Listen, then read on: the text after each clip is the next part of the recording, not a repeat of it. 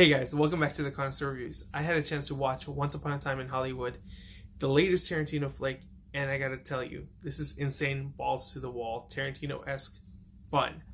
Like, period. This movie is Tarantino at his most self-indulgent. It is at his most nerdiness in terms of film history and pop culture references, because this movie is filled with references, Easter eggs, homages to classic 70s and late 60s and early 70s Hollywood movies, to the culture, to the types of movies, to just the whole like atmosphere of it. And knowing it's a Tarantino movie, I gotta tell you, the music is great. It suits the movie fairly well. Having said all that, this movie is fairly light on plot.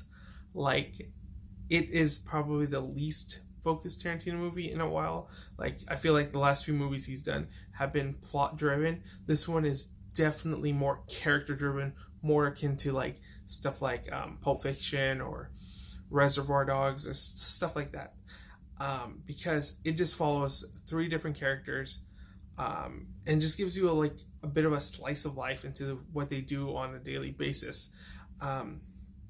So in that terms, it's a lot of fun. Like, I like taking those moments and seeing all the characters do their little things. However, it's in a way, it's like it doesn't have focus. It just kind of does all sorts of stuff. But what you do get are some great character moments and great dialogue, which Tarantino is known for. Like, he makes up for his plot by writing wonderful dialogue and just having awesome sequences. So saying that, Brad Pitt and Leo DiCaprio, the stars, are great in the movie. They give awesome performances. Brad Pitt's probably the best he's been in years, and Leo, oh my god, Leo is just phenomenal in this movie. I think this is probably his best performance to date. I don't know, it's a toss up between that and Wolf of Wall Street, but I think he has a real niche, a real knack for comedy. Like, in here, he just goes off the rail, and he just gives like this electrifying, over the top, very vulturous, like not vulturous, but like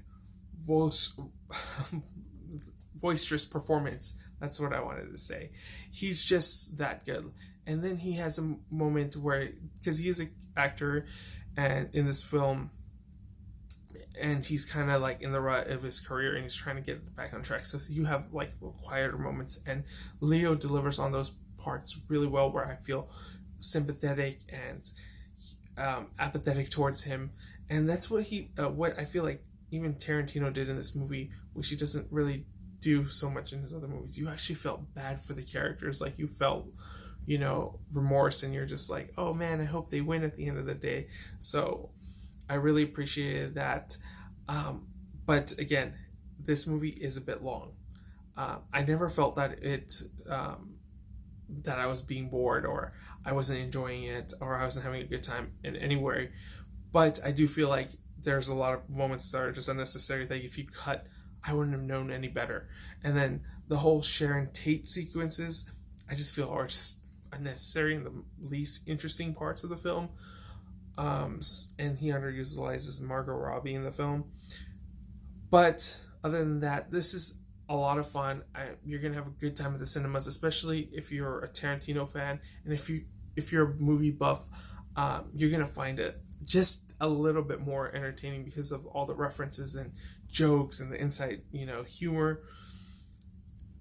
So having said that, I enjoyed it a lot. I give it a 4 out of 5. Have you guys seen it? What are your guys' thoughts on the film? Did you like it? How do you feel the same about me? The same way I feel about it? Let me know in the comments below. And are you gonna go check it out this weekend, or maybe next weekend?